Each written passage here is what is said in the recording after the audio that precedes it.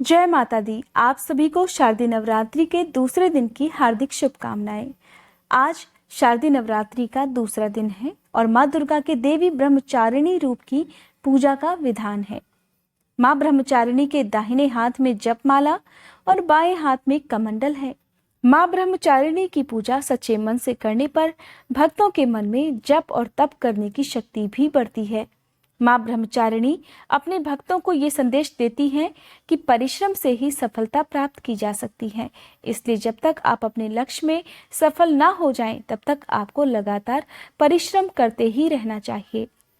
मान्यता के अनुसार नवरात्रि के दूसरे दिन सबसे पहले कलश की पूजा करें।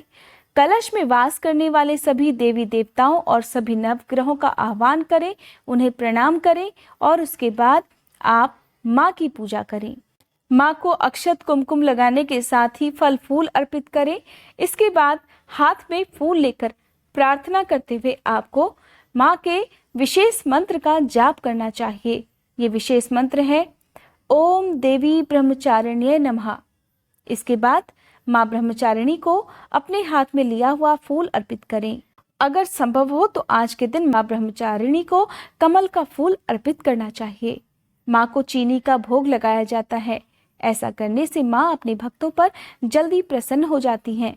माँ ब्रह्मचारिणी की पूजा के साथ साथ आज के दिन आप भगवान शिव की भी पूजा करें और फिर भगवान शिव को आप चंदन का तिलक भी लगाएं। दुर्गा चालीसा का पाठ करें और साथ ही दुर्गा सप्तशती का भी पाठ करें। और आज के दिन माँ ब्रह्मचारिणी की कथा भी आपको अनिवार्य रूप से सुननी चाहिए। अगर आप व्रत नहीं भी रखते हैं तब भी आपको नवरात्रि के सभी दिनों की कथा जरूर सुननी चाहिए। आइए सुनते हैं माँ ब्रह्मचारिणी की व्रत कथा।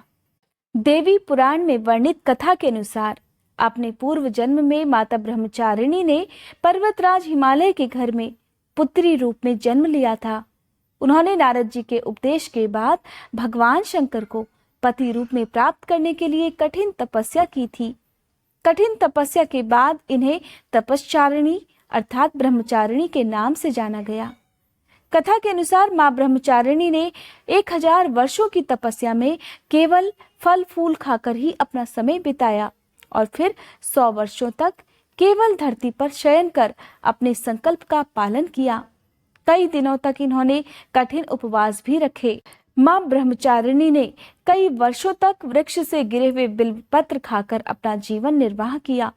उन्होंने भगवान शिव की सच्चे मन से आराधना की। यही नहीं, माँ ब्रह्मचारिणी ने कई वर्षों तक निर्जल और निराहार रहकर तपस्या की। उन्होंने जब बिल्वपत्रों को खाना भी छोड़ दिया तब इन्हें अपर्णा नाम से जाना गया। सभी देवतागण, ऋषि, सिद्धगण और मुनियों ने ब्रह्मचारिणी की कठिन तपस्या को अभूतपूर्व पुण्य कार्य बताया और इनके कार्य की प्रशंसा भी की।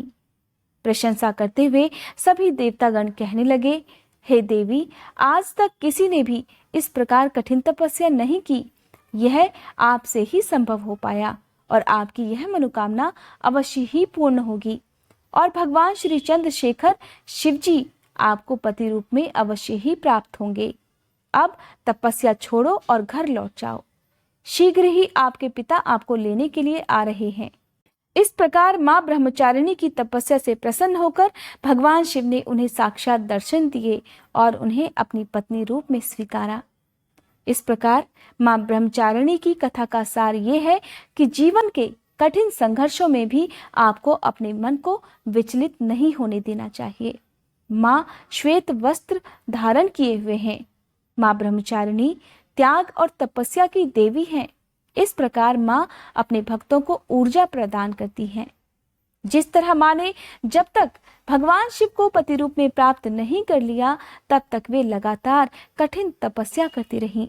उन्होंने किसी भी प्रकार अपनी तपस्या भंग नहीं होने दी। ठीक उसी प्रकार से मनुष्य को भी अपने लक्ष्य की प्राप्ति तक अपने प्रयास कभी छोड़ने नहीं चाहिए। ये थी आज की व्रत कथा। इस कथा को सुनने के बाद माँ ब्रह्मचारिणी की आरती की जाती है और माँ को भोग लगाया जाता है। सबसे अंत में क्षमा याचना करनी चाहिए। भोग में लगाया गया प्रसाद सभी परिवारजनों में बांटना चाहिए। नवरात्रि के दिनों में आप अपनी श्रद्धा और अपनी सामर्थ्य के अनुसार गायों की सेवा जरूर करें। आप चाहें उन्हें हरा चारा खिलाएं, आप चाहें उन्हें कोई भी फल नियमित रूप से खिलाएं, आपकी मनोकामना अवश्य पूर्ण होगी। अगर आज की ये वीडियो आपको पसंद आई हो तो वीडियो को लाइक करके कमेंट बॉक्स में जय माता दी लिखने के साथ साथ मेरे चैनल को सब्सक्राइब करके बेल आइकन प्रेस करना मत भूलिएगा।